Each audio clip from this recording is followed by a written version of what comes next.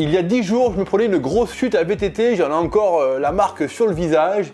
Et du coup, ça m'a donné en fait l'idée de faire cette vidéo, mon expérience, car vous allez voir, il y a des choses à faire et à ne pas faire quand on tombe à VTT. On va passer ça en revue ensemble.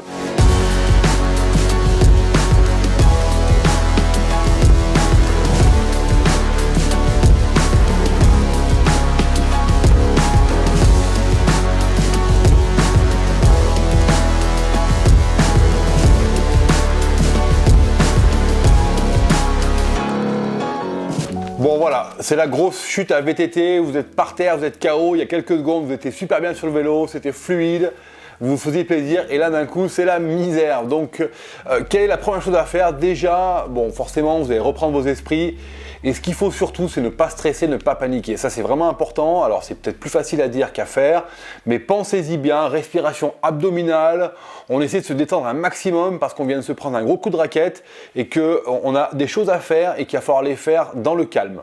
Ensuite, je préconise de faire un rapide tour d'horizon de l'environnement extérieur, voir s'il n'y a pas d'autres dangers objectifs, d'autres dangers extérieurs qui pourraient venir apporter une surenchère à l'accident. Donc regardez bien l'environnement dans lequel vous êtes, pensez à vous mettre en sécurité et à ne pas créer un suraccident avec votre vélo qui pourrait être au milieu du sentier. Alors ça, c'est surtout valable en bike park, quand il y a d'autres riders qui peuvent arriver derrière, donc pensez-y, faites-le assez rapidement, prenez le vélo et vous le mettez à côté. Avant de trop bouger, vous allez vérifier si rien n'est cassé, de manière apparente. Bien sûr, vous pouvez avoir des fractures internes, c'est évident, mais déjà, est-ce qu'il y a des choses qui dépassent? Est-ce qu'il y a un os qui est brisé?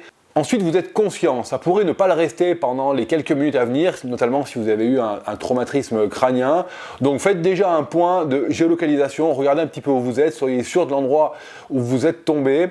Et si vous avez du réseau, prévenez un proche. Voilà, ne l'affolez pas, mais au moins vous pouvez lui dire, voilà, je viens de tomber, je suis à tel endroit, tout a l'air d'aller bien, je te tiens au courant, je te donne des nouvelles régulièrement, mais voilà, il m'est arrivé ça, j'ai a priori telle blessure, mais voilà, faites une description posée, précise, ne paniquez pas, mais apportez cette information, car si jamais vous deviez tomber dans les pommes quelques minutes après, au moins la personne qui est loin de vous pourrait guider les secours vers vous. Bien sûr, si on n'a pas de réseau, malheureusement, on ne pourra pas faire cette opération, mais déjà, pensez bien à savoir où vous êtes. Ça, c'est un point important, parce que dès que vous aurez du réseau, c'est une information qu'il faudra donner. Il y a plusieurs types de configurations. Si on est en état de poursuivre, c'est-à-dire qu'on se sent plutôt bien physiquement, alors il ne faut pas traîner, il faut se remettre en route. Voilà, ça c'est le premier point, ne restez pas trop longtemps sur place. Avant de partir, vous allez faire le bilan de vos blessures et essayer de les soigner avec ce que vous avez. Donc nettoyer les plaies, bander ce qui est gênant, s'il y a vraiment une plaie qui est ouverte, si vous avez de quoi la fermer, faites-le. Une fois que vous avez vérifié le pilote, vérifiez le vélo, regardez si rien n'est cassé ou si rien ne va casser, forcément vous allez repartir, vous allez remonter dessus, donc faites attention, faites une bonne vérification, regardez bien les serrages au niveau des dérailleurs, des roues, même vérifiez aussi la potence, souvent le guidon est de travers, il faudra le remettre droit. Voilà, faites un point général, vérifiez aussi les pneus, qu'il n'y ait pas un pneu qui soit vraiment très endommagé suite à la chute. Voilà, faites ce point-là de façon à ne pas avoir un accident juste quand vous repartez. Avant de partir, essayez de boire un peu, mangez un petit morceau, faites-le en petite quantité, mais ça va vous redonner un peu d'énergie. Voilà, prenez éventuellement un antidouleur si vous avez ça avec vous. Maintenant, sachez que si vous avez une fracture et que vous devez subir une opération, il vaut mieux ne rien prendre et donc repartir à jeun, quoi. Donc faites attention à ce point-là. Alors après, là, c'est un point un peu important, c'est un point qu'on doit ressentir. Moi, je pars du principe qu'il vaut mieux continuer à bouger les membres qui ont été traumatisés. Alors, c'est vrai que c'est un peu qui tout double, tout dépend en fait de la gravité des blessures.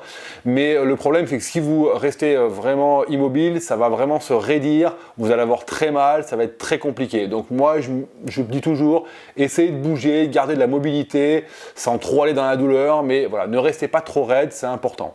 Souvenez-vous, vous avez donné des nouvelles à votre proche, continuez à en donner régulièrement, un petit SMS ou un petit message, dire tout va bien, je descends, je continue mon itinéraire. Et puis bien sûr, une fois qu'on est arrivé en bas, il va falloir passer des examens pour vérifier que rien n'est trop grave et que rien n'est cassé à l'intérieur, donc vous filez aux urgences. Dernière configuration, imaginons que vous ne puissiez pas vous déplacer. Voilà, vous êtes au sol, c'est une fracture ouverte par exemple, impossible de bouger. Mais je dis bien vraiment impossible, c'est le dernier recours, vous devez rester immobile. À ce moment-là, essayez d'appeler le secours si vous avez du réseau. Si vous n'avez pas de réseau, ça veut dire que vous allez passer du temps sur place. Donc déjà, on ne panique pas, si vous n'êtes pas au bout du monde, forcément, dans quelques minutes, peut-être quelques heures, des gens vont passer, des proches vont s'inquiéter, donc les secours viendront à votre recherche, mais ça peut prendre plusieurs heures et peut-être que vous allez devoir passer une nuit à l'extérieur. Donc la première des choses, ça va être de garder son énergie. Donc couverture de survie, si vous en avez une, vous la prenez et vous vous enroulez dedans. Ensuite, vous prenez vos vêtements et vous vous couvrez un maximum. Gardez aussi le casque, les gants, tout ça vous permet d'emmagasiner et de conserver votre chaleur.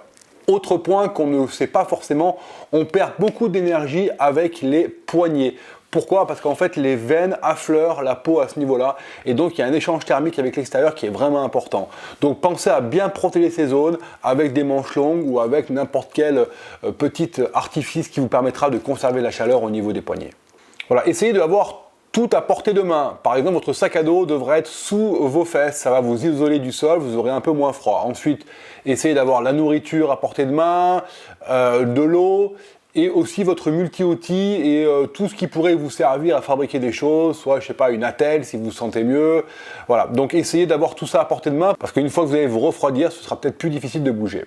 Et puis il va falloir se faire repérer, donc faites du bruit, vous appelez au secours régulièrement, vous essayez de taper sur votre cadre, sur votre vélo avec votre multi-outil, tant pis pour le cadre, c'est comme ça, mais au moins on viendra vous secourir. Et puis pensez que certains sacs à dos, de plus en plus d'ailleurs, au niveau des sangles qui sont sur le haut, vous avez un petit sifflet qui est intégré à la fermeture, donc ça c'est un point important, ça vous permettra de vous faire repérer de très loin.